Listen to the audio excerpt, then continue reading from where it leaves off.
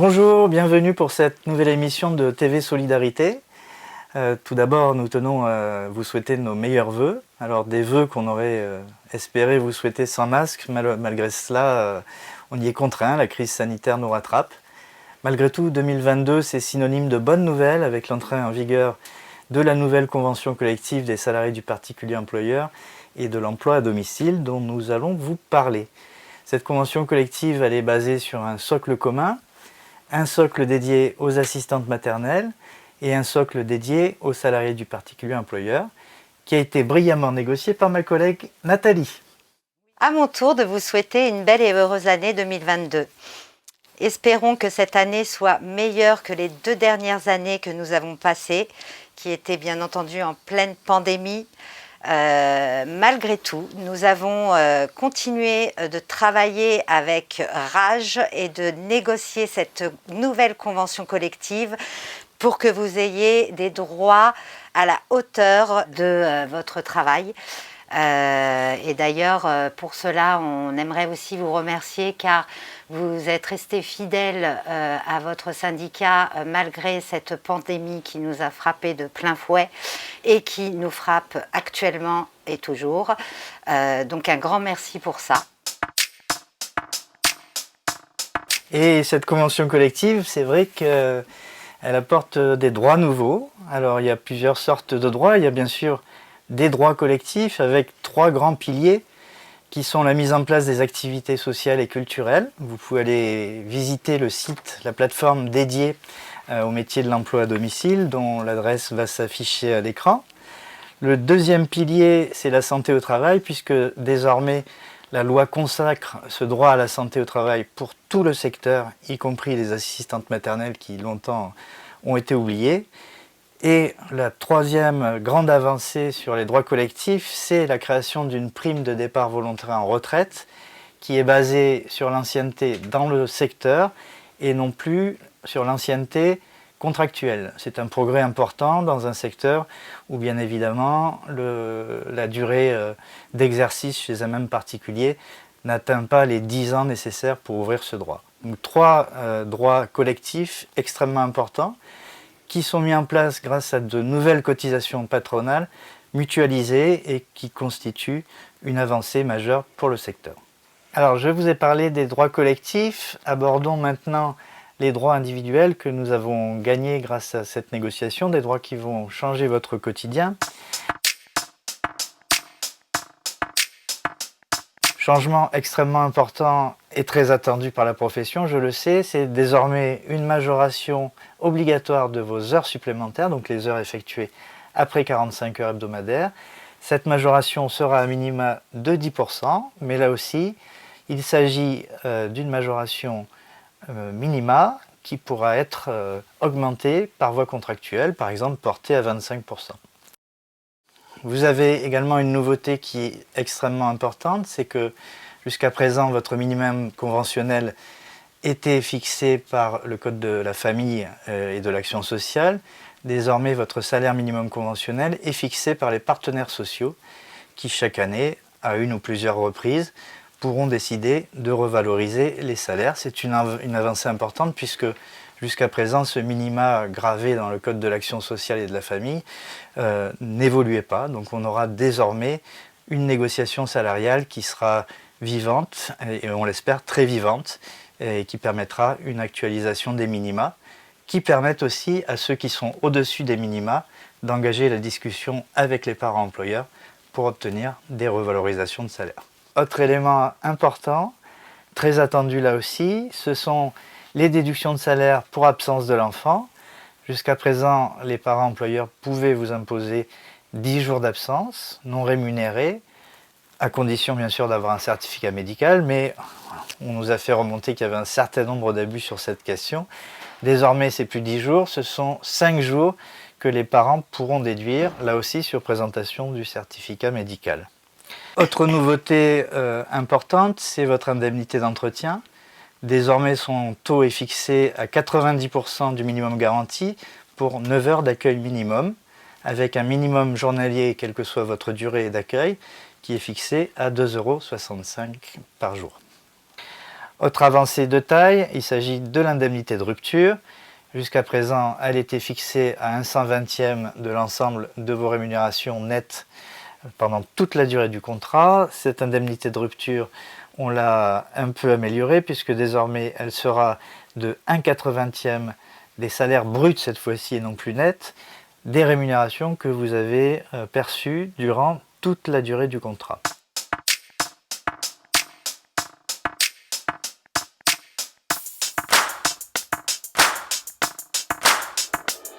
Nathalie me chuchote à l'oreille que j'ai beaucoup parlé des assistantes maternelles.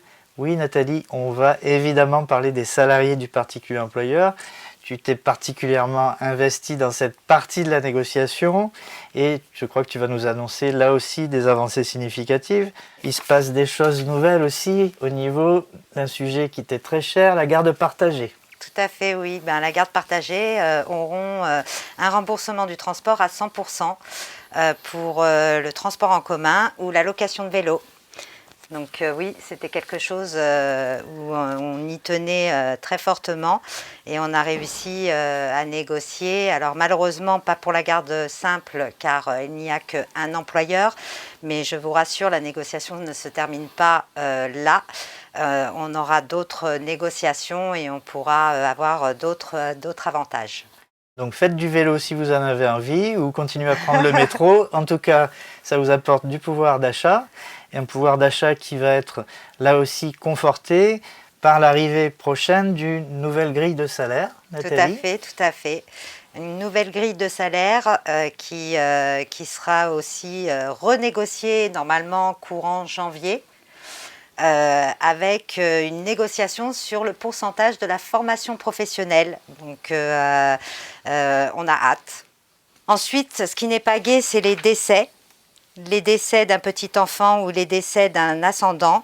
Vous aurez un jour de rémunération, ce qui n'était pas dans l'ancienne convention collective.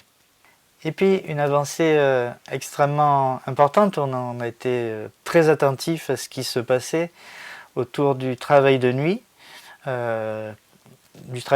de la présence de nuit d'ailleurs, parce que ce sont deux choses différentes. Alors la présence de nuit, c'est quand on s'occupe d'une personne en perte d'autonomie, en situation de handicap, qu'on est dans le même logement, qu'on a une chambre à part évidemment pour se reposer, qu'on est appelé ou pas à intervenir au cours de la nuit pour répondre aux besoins de cette personne. Alors jusqu'à présent, une nuit de 12 heures était rémunérée pour 2 heures de temps de travail effectif. Des nouveautés sur ce sujet, Nathalie? Oui, complètement. Alors sans intervention, si vous n'intervenez pas la nuit, la rémunération sera à 25% du salaire contractuel. Si vous intervenez 2 fois dans la nuit, la rémunération sera à 1/3 du salaire contractuel. Si vous intervenez au moins 4 fois dans la nuit, le paiement des interventions à 100% du salaire contractuel. Alors, une avancée importante sur cette présence de nuit, puisque jusqu'à présent c'était très mal rémunéré et surtout très mal encadré. À l'initiative de la CGT, pour que ça soit mieux encadré, justement, cette présence nocturne, on a mis en place un carnet de liaison qui va permettre aux salariés et aux particuliers employeurs de noter un petit peu ce qui se passe pendant ces nuits et de pouvoir quantifier la part de temps de travail qui devrait être rémunéré comme du temps de travail effectif ou de calculer le forfait auquel le salarié pourra prétendre.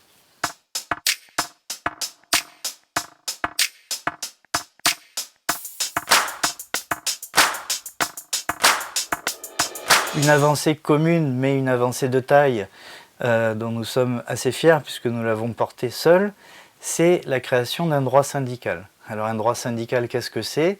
C'est la possibilité pour chaque salarié, chaque année, de pouvoir bénéficier de 5 jours rémunérés pour participer aux réunions statutaires de son syndicat, de participer à un congrès ou de participer à des formations syndicales. Un droit important puisqu'il permet à chacun et chacune d'entre vous d'accéder à la citoyenneté. Les jours fériés du nouveau? 10%. 10% sur votre rémunération, ce qui n'est pas mal. Ce qui n'est pas mal parce que jusqu'à présent, c'était 0. Tout à fait. Bon, on ne s'arrêtera pas là, je vous rassure.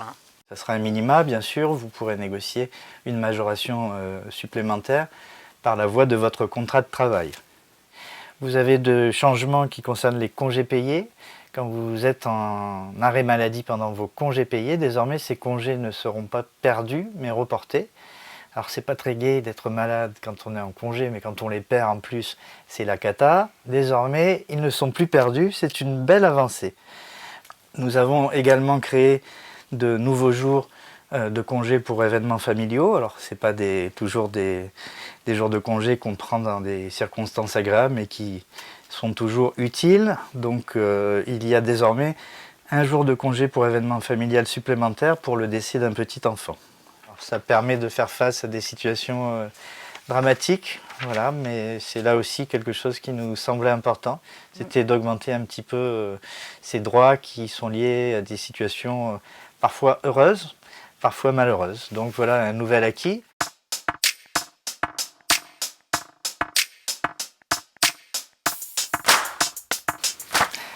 Oui, Nathalie, j'ai compris, je sais, j'en ai oublié la moitié, mais bon, il faudrait des heures pour développer tout ce qu'il y a de nouveau dans cette convention collective.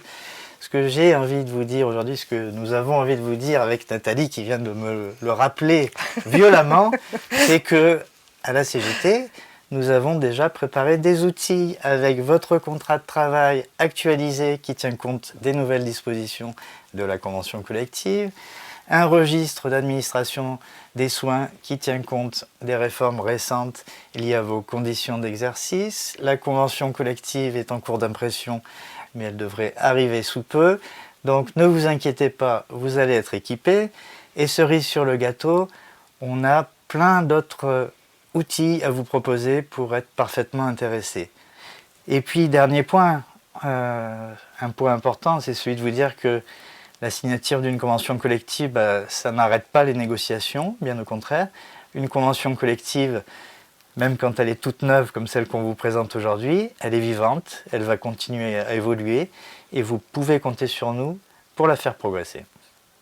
Alors on vous invite à consulter nos pages sur les réseaux sociaux, la page CGT Assistante Maternelle, la page CGT Service à la personne, et puis on a ouvert une page Convention collective des salariés du particulier employeur et de l'emploi à domicile. Vous pouvez vous y inscrire, il y a un groupe privé de discussion qui permettra d'échanger. On a également ouvert une adresse mail qui s'affiche en fond d'écran sur laquelle vous pourrez nous poser toutes vos questions. On vous attend, on est impatient d'y répondre. Et une nouvelle fois, bonne année à toutes et à tous. Bonne année.